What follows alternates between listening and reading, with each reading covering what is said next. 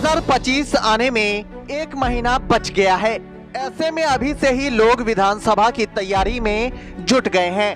सभी एक एक कर सामने आ रहे हैं। ऐसे में अलीनगर से भावी उम्मीदवार के रूप में नीतीश प्रभाकर चौधरी ने अपना कदम बढ़ाया है। वैसे तो 2025 के बिहार विधानसभा चुनाव से पहले तमाम पार्टियों की तैयारी उनके बयानों से झलक रही है। फिलहाल अलीनगर से भावी उम्मीदवार नीतीश प्रभाकर चौधरी ने विधानसभा 2025 की तैयारी अभी से शुरू कर दी है। इस संबंध में नीतीश प्रभाकर चौधरी ने कहा कि मनीगाछी विधानसभा क्षेत्र से उनके पिताजी प्रभाकर चौधरी को विधानसभा में जेडीयू की ओर से अपना प्रतिनिधि चुना गया था।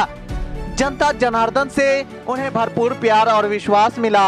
पर इस संबंध में मनीगाछी से अलीनगर विधानसभा बनने के बाद उसी जनता के आग्रह पर वो अलीनगर से पिता की राजनीतिक विरासत को संभालने के लिए चुनाव मैदान में होंगे। नीतीश प्रभाकर ने कहा, स्थानीय प्रतिनिधि ही क्षेत्र की समस्याओं को बेहतर तरीके से समझ सकते हैं। अलीनगर में इस बार जनता की यही मांग है। उनकी आकांक्षाओं को सम्मान देते हुए मैं 2025 चुनाव में मैदान में उतरने का निर्णय लिया हूं। अगर यहां की जनता हमें अवसर देती है तो प्राथमिकता के आधार पर इस दिशा में काम करना चाहता हूं। जहाँ तक गप छे, ये हमारे पिताजी का अधूरा सपना है जरा पूरा करे के लिए हम निकलना हाँ। पहले हमारे पिताजी 2005 में मनीगाछी से विधायक छला और समता पार्टी के समय से माननीय मुख्यमंत्री जी के संगे वो रहलखिन जुड़ल। 2008 में परिसीमन बदलला के बाद वो क्षेत्र हमारा अलीनगर भ गए हैं। तो हम अलीनगर से अखन जनता के सेवा में निरंतर लागल छी। जे हमारे पिताजी समाज सेवा में लागल रहला ओई विरासत को हम आगू बढ़ा रहल छी। बाकी अहाँ सबका आशीर्वाद और मार्गदर्शन के लिए हम छी। किस पार्टी से आपका संबंध? पार्टी का संबंध अभी कहिएगा तो हम जदयू में ही हैं और जदयू के जो शीर्ष नेता हैं उनका आशीर्वाद भी मिला है और उनकी सहमति से आगे बढ़ रहे हैं। आपको उम्मीद है कि टिकट मिलेगा आपको? अब ये तो शीर्ष नेतृत्व तय करेगा। अगर टिकट मिलेगा तो ये निश्चित है कि ये सीट निकाल के देंगे, जीत पक्की करके देंगे पार्टी को। प्रेस कॉन्फ्रेंस का उद्देश्य कोई खास नहीं है, बस उसमें इतना ही कहना है कि मैं निरंतर सेवा में लगा हुआ हूँ और इस तरह से मिलकर सब बंधुओं को कहना चाहता हूं कि आप लोगों का योगदान मिलता है और मैं सेवा करता हूं। पार्टी अगर आपको मौका नहीं देती है तो फिर आप आगे कौन सा कदम उठाएंगे? देखिए, चुनाव लड़ने का हमने ठान लिया है और शीर्ष नेतृत्व का आशीर्वाद प्राप्त है। बाकी अभी ज्यादा कुछ नहीं कहेंगे। नीतीश जी, आपके पिताजी एक बार विधायक बने थे अलीनगर से, लेकिन शपथ ग्रहण नहीं हुआ था। उसके बाद राजनीति में कभी दूर तक नहीं रहे। आप किसी क्षेत्र में कभी दिखे नहीं। एक बार चुनाव के समय में क्या आपकी है, किस तरह चुनाव लड़ेंगे?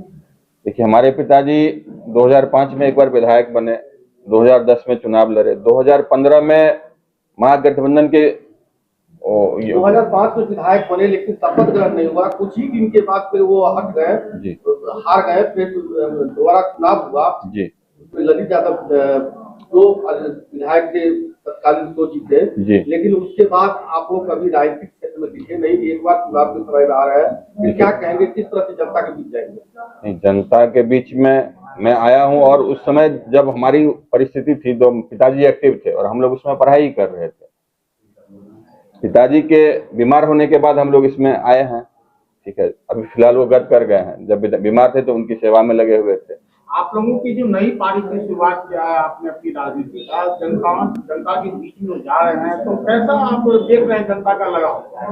जनता के बीच में मैं जा रहा हूँ और ये जनता की प्रेरणा से ही जा रहा हूँ, क्योंकि जनता जो हमारे यहाँ आई मन के कार्यक्रम में, उन्होंने हमें लगातार बुलाया और बोला कि आप लोग आइए, हम चाहते हैं कि हमारे स्थानीय नेता कोई हो और हमारे बीच से एक युवा है जो हमारा दुख दर्द समझे और हमारे कंधे से कंधा मिलाकर चले। अलीनगर ही चुनने के क्या कुछ वजह रहा विधानसभा में?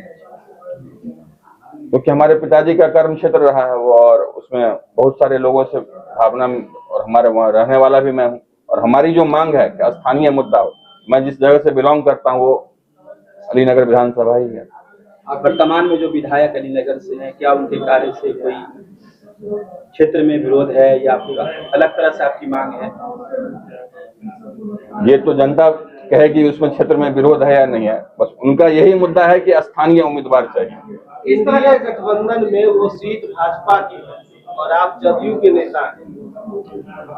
ये कहना अभी श्योर नहीं कहिए, क्योंकि जब अलीनगर सीट पर पहली बार बनी थी तो हमारे पिताजी ही जदयू से लड़े थे उस सीट पर, और ये पूरा अधिकार जदयू का बनता है इस सीट पर। ऐसा आप नहीं कह सकते कि भारतीय जनता पार्टी का जी, वर्तमान विधायक अभी भाजपा के, इसीलिए मैंने वर्तमान विधायक नव छाप वीआईपी पार्टी से बने थे, और वो पार्टी जब तब उसमें विलय हुई थी तब वो बीजेपी में आए हैं।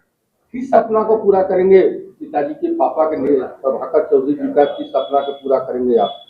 जैसा आपने अभी पूछा भी था, मेरे पिताजी जीते, सरकार गठन नहीं हो पाई, और बहुत सारे लोगों का सपना था कि ये हमारे क्षेत्र में काम करें, क्योंकि जब वो राजनीति में सक्रिय नहीं भी थे उस समय भी वो जनता की बहुत सेवा किया करते थे, तो और जनता को उनसे बहुत अपेक्षा था, और जिस तरह उन्होंने जिताया था उसके बाद जो भी हुआ आपके सामने ही है। यदि पार्टी आपको मौका देगा तो विधानसभा क्षेत्र में अभी ऐसी क्या जरूरत महसूस होती है कि जिसको करने की जरूरत है, और वहाँ पे जो है जनमानस के लिए जो विकास वगैरह है वो कैसा हुआ, आपको क्या लगता है, अभी क्या कमियां वहाँ पे?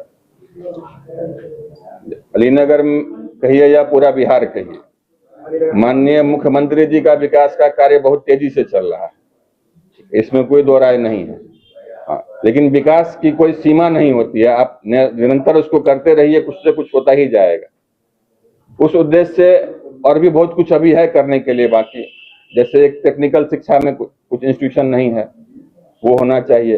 किसानों को थोड़ा सा जागरूक करना है, स्वास्थ्य को थोड़ा सा और सही करना है, किसान के हित में मवेशी का कोई अस्पताल बढ़िया नहीं है वहाँ पे। बहुत सारे काम है जो अभी सरकार कर रही है और आगे भी करते रहेंगे, हम कोशिश करेंगे इस तरह से बढ़ते रहें। आपके गांव में एक गुरुकुल भी है जी, यदि आप विधायक बनते हैं तो किस तरह से विकास होगा उसका? तो ये तो बड़ा अजीब सवाल आप पूछ दिए हैं इसमें, लेकिन कहना मेरा यही है कि वो गुरुकुल एक छोटा गुरुकुल नहीं है, वो अपने आप में बहुत बड़ा इंस्टीट्यूशन है।